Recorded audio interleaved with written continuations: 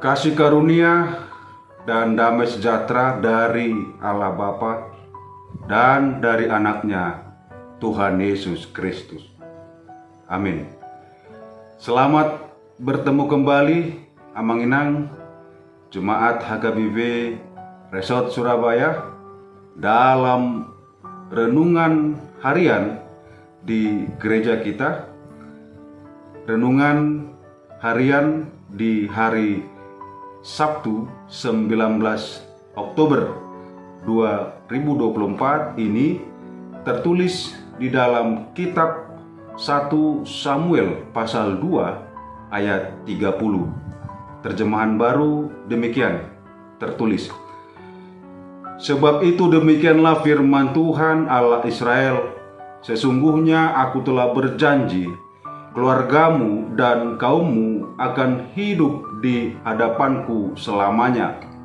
Tetapi sekarang demikianlah firman Tuhan, jauhlah hal itu daripadaku. Sebab siapa yang menghormati aku akan kuhormati, tetapi siapa yang menghina aku akan dipandang rendah. Demikian firman Tuhan.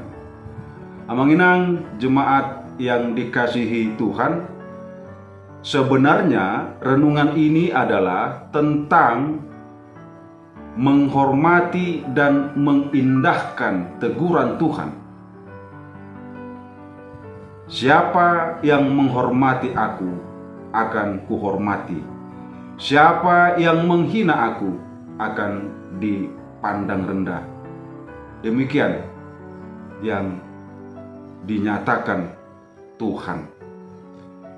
Itulah yang sebenarnya menjadi permasalahan sangat besar bagi Imam Eli. Siapa yang menghormati Tuhan akan dihormati Tuhan, dan betapa lebih beratnya tuntutan bagi Eli. Sebab apa? Sebab Tuhan sudah lebih dulu memberikan hormatnya kepada Eli dengan menjadikan dia imam. Di atas renungan ini, di ayat 27 dan 28 menegaskan kembali bahwa Israel adalah umat istimewa bagi Tuhan, dan bahwa keistimewaan yang lebih besar lagi yang diberikan Tuhan bagi Eli dengan menjadikan dia imam atas seluruh Israel. Siapa yang diberi banyak dituntut banyak. Siapa yang dipercayakan banyak akan lebih banyak lagi dituntut. Lukas 12 ayat 48. Tuhan menghormati Eli dengan menjadikan dia imam yang memimpin. Tuhan begitu memberikan penghargaan kepada orang-orang yang tidak layak, seperti Eli misalnya, diberikan kemuliaan yang begitu agung, tetapi diresponi dengan sikap yang sangat menghina Tuhan. Amanginang jemaat yang dikasihi Tuhan, kita membaca bagian ini bukan untuk melihat dari jauh dan menghakimi Eli, tetapi supaya kita merenungkan kembali bahwa Tuhan pun telah terlebih dahulu memberikan penghargaan kepada kita. Penghargaan yang sama sekali tidak layak kita terima. Tuhan memberikan kita penebusan untuk menjadikan kita anak-anaknya. Kristus menjadi bagian yang sangat mulia, tetapi diberikan kepada orang-orang yang hina seperti kita. Pesan bagi kita saat ini, firman Tuhan ini mau mengingatkan, hindarilah kegagalan keluarga kita. Apa yang sebenarnya menjadi kegagalan Eli dan anak-anaknya?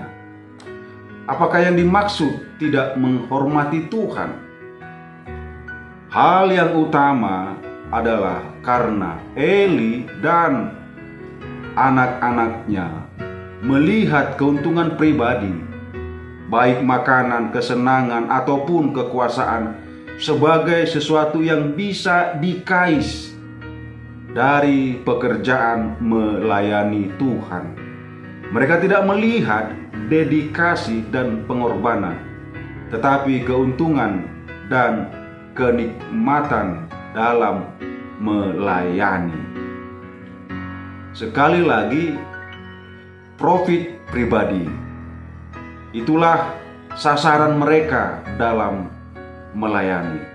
Bukankah banyak sekarang ini dalam pelayanan di tengah-tengah gereja, kalau mau jujur,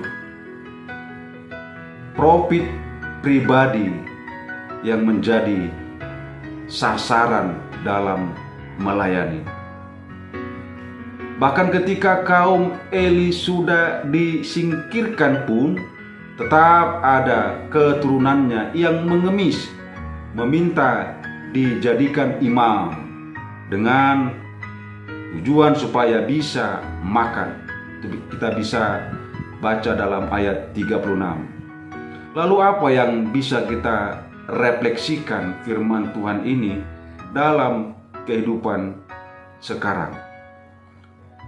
Ada banyak hamba Tuhan yang bergelimang harta, hidup mewah, hidup seenaknya, bermalas-malas, mencari kekuasaan dan pengaruh, akan mendapatkan hukuman yang sama seperti keluarga Eli mendapatkan hukuman. Keadaan korup dari imam sampai sekarang masih terdapat di gereja-gereja. Pendeta-pendeta yang menikmati perpuluhan hingga miliaran rupiah, bahkan lebih. Mereka akan mendapat celaka yang sangat besar. Perpuluhan tidak seharusnya dikuasai oleh hamba Tuhan. Keserakahan membuat begitu banyak hamba Tuhan menipu jemaat demi keuntungan, demi kantong sendiri. Yang berikut yang bisa kita refleksikan dalam kehidupan saat ini dari firman Tuhan yang menjadi renungan kita ini, kita harus menghormati Tuhan. Apakah yang dimaksud dengan menghormati Tuhan? Pertama, menghormati Tuhan berarti mentaati perintahnya dengan jujur dan murni karena kita mengasihi Tuhan. Kedua, menghormati Tuhan berarti tidak datang melayani Dia untuk sesuatu keuntungan pribadi. Bukankah banyak kasus atau banyak yang bisa kita lihat dalam kehidupan saat ini? Ada yang ingin jadi bendahara di tengah-tengah longgarnya pengawasan gereja untuk bisa menipu uang jemaat. Ada yang ingin jadi hamba Tuhan untuk bisa memonopoli sekelompok orang dan menjadikan mereka pengikutnya. Ada yang ingin melayani karena ingin menonjolkan diri. Semua ini bisa terjadi karena tidak ada perasaan hormat kepada Allah yang mengetahui segala sesuatu. Ketiga, menghormati Tuhan berarti menyadari bahwa saya sedang berjalan di depan dan Tuhan sedang mengawasi di belakang. Kejadian 17 ayat 1. Itu artinya setiap langkah yang saya jalankan adalah untuk mendapatkan persetujuan dari Tuhan yang sedang mengawasi di belakang. Setiap jalan yang saya ambil adalah karena Tuhan yang mengawasi dan mengarahkan saya ke sana.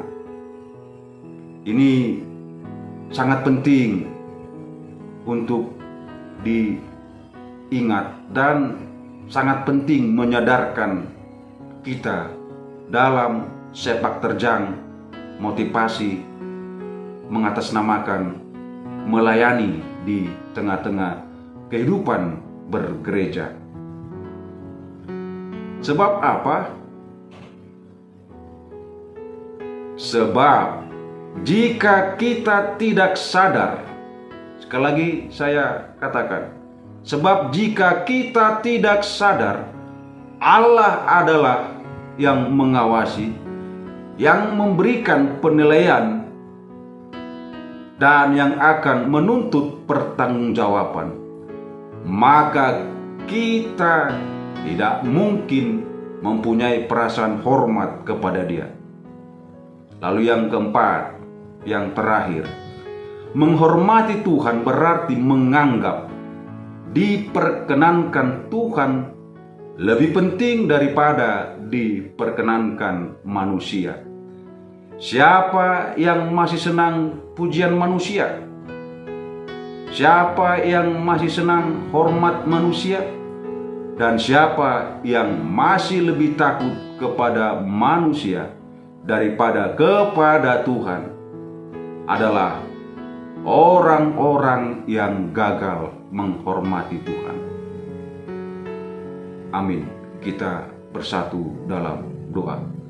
Terima kasih Tuhan, kami sudah diingatkan melalui firman Tuhan yang menjadi renungan di kehidupan kami, khususnya pada hari ini. Firman-Mu menasihati sekaligus menegur. Siapa yang menghormati Tuhan, Tuhan juga akan menghormati dia. Tetapi barang siapa yang menghina Tuhan, Tuhan akan merendahkan dia. Tuhan, ingatkan kami, apapun aktivitas yang kami lakukan dalam rangka mewarnai kehidupan pelayanan di gereja, biarlah semua itu menunjukkan perasaan kami, kesadaran kami untuk menghormati Engkau yang sudah lebih dahulu menghargai kami, menjadikan kami layak di hadapan-Mu menerima penebusan atas dosa-dosa kami oleh karena anak-Mu Tuhan Yesus Kristus yang Kau berikan, yang sangat berharga di dalam kehidupan kami.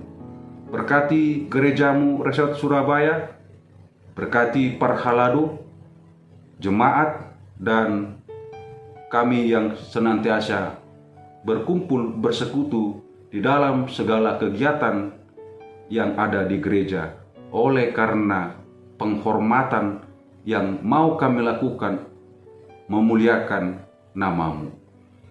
Di atas segalanya kami manusia penuh dosa kesalahan, ampuni Tuhan. Di dalam Kristus Yesus, inilah doa kami. Anugerah Tuhan kita Yesus Kristus, kasih setia Allah Bapa serta persekutuan Roh Kudus, itulah menyertai saudara-saudara sekalian. Amin.